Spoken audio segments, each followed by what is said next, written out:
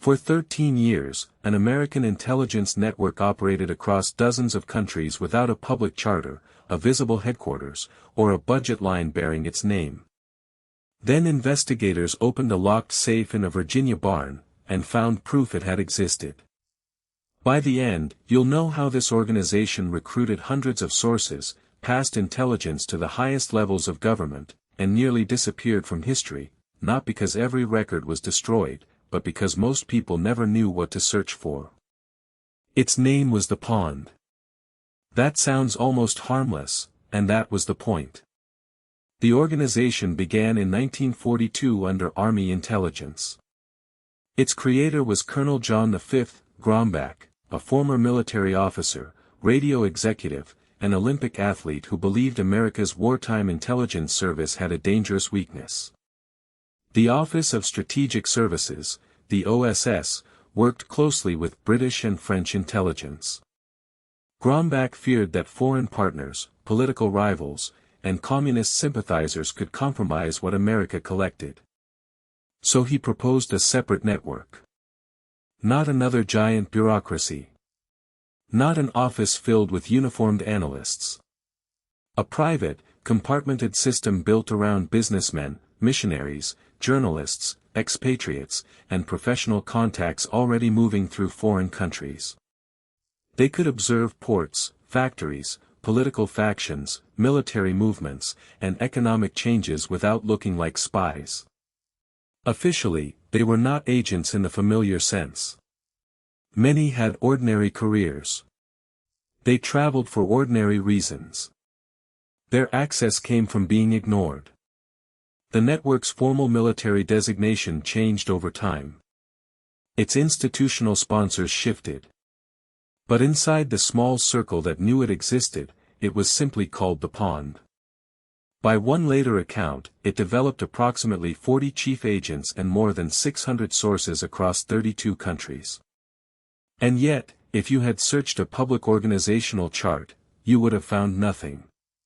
The Pond survived by making itself look private. Commercial offices and international companies gave its contacts believable reasons to communicate across borders. Reports could move through business channels rather than obvious government cables. Sources could speak to someone presented as an executive, consultant, or old acquaintance. This arrangement created a powerful shield, deniability. If a source was exposed, Washington could distance itself.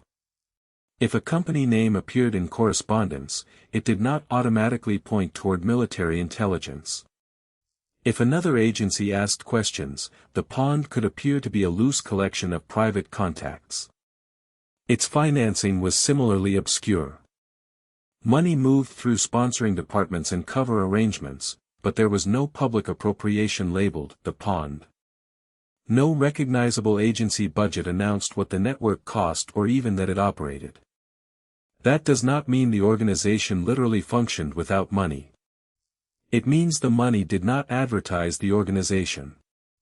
And here is the first contradiction. The Pond was designed to protect intelligence from compromised bureaucracies, yet its secrecy made its own reporting difficult to evaluate. Recipients could not always judge who produced a claim, how the source obtained it, or whether another organization had already rejected it. Secrecy protected the network, while weakening confidence in what it delivered.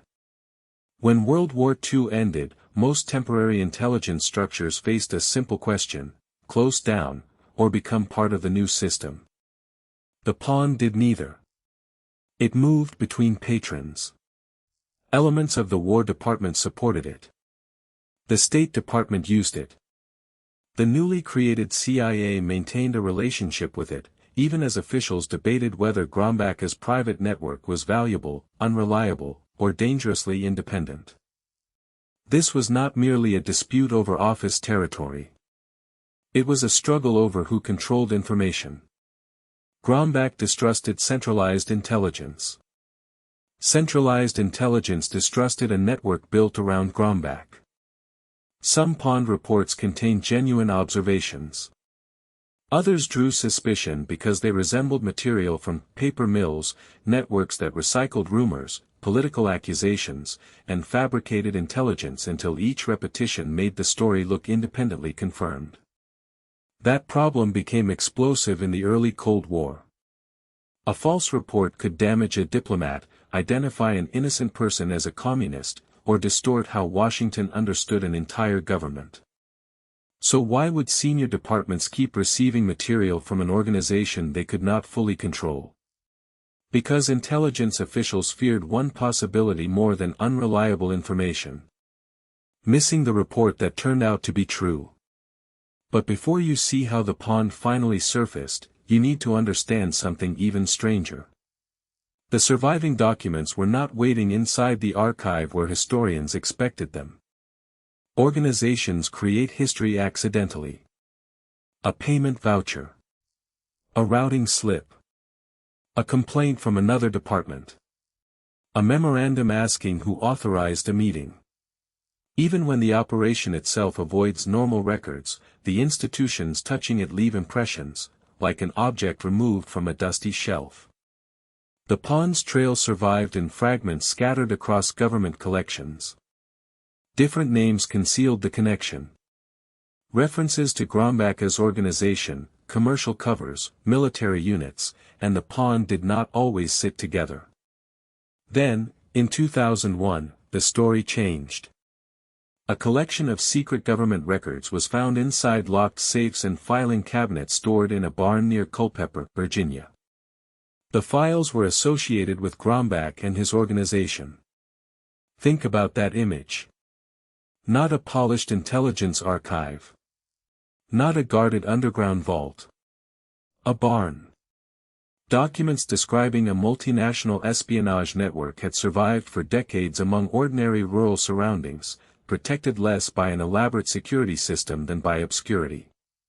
And once researchers connected those papers with declassified CIA, FBI, military, and State Department records, the outline became impossible to dismiss.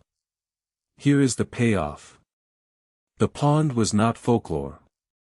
It was not a misunderstood nickname for the OSS. It was a separate intelligence operation that served multiple parts of the United States government from 1942 until 1955. Declassified records identify the pond as an intelligence operation founded during the war and conducted through government sponsorship. Internal correspondence shows agencies receiving its reports, arguing over its reliability, discussing its sources, and deciding whether to continue the relationship. The physical Grombach files supplied something equally important: continuity. They connected the changing offices, covers, contacts, and bureaucratic labels to the same underlying network. That is why the surviving paperwork matters. No single page says, "Here is the complete history of the invisible agency." Secret systems rarely document themselves that cleanly. Instead, the case emerges from accumulation, names repeated across files, reports passed between departments, contracts and relationships referenced indirectly, and officials debating an organization the public did not know existed. The pond left no obvious monument. Its monument was the argument surrounding it. People inside the government questioned its intelligence, protected its access, competed with it, and eventually terminated it. You cannot have a bureaucratic struggle over an organization that was never there. By 1955, the experiment had become difficult to defend. The CIA was consolidating control over American foreign intelligence. An independent network with disputed reporting, personal loyalties, and overlapping sources looked less like insurance, and more like a liability. The pond was shut down. But closure did not produce public accountability. There was no dramatic announcement because there had never been a public introduction. The network simply stopped receiving support, its relationships dissolved, and its name faded from institutional memory. And this is the larger pattern interrupt. We imagine secret history as a room where powerful people decide to erase everything. Often, disappearance is less cinematic. The code name changes. The office closes. Records are separated. People retire. One collection enters an archive under an unfamiliar label while another remains classified. Decades later, anyone searching only for the famous agencies walks straight past the evidence. The pond was not perfectly erased. It was fragmented. And fragmentation can hide history almost as effectively as destruction. The most unsettling part is not that the pond existed.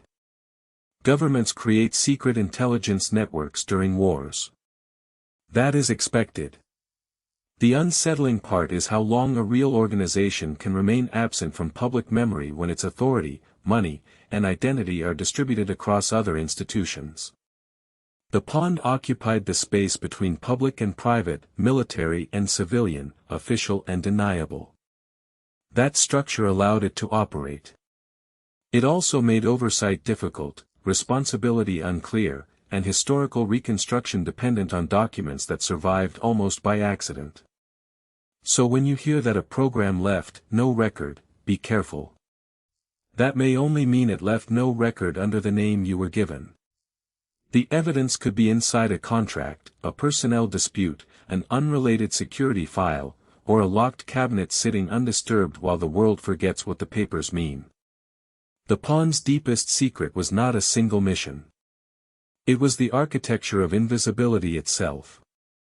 If this broke your brain a little, subscribe. We drop one of these every week. Because the next file begins with a transmission that should have explained everything, but instead made the mystery permanent. The last message was 3 words. Then the file was sealed for a generation.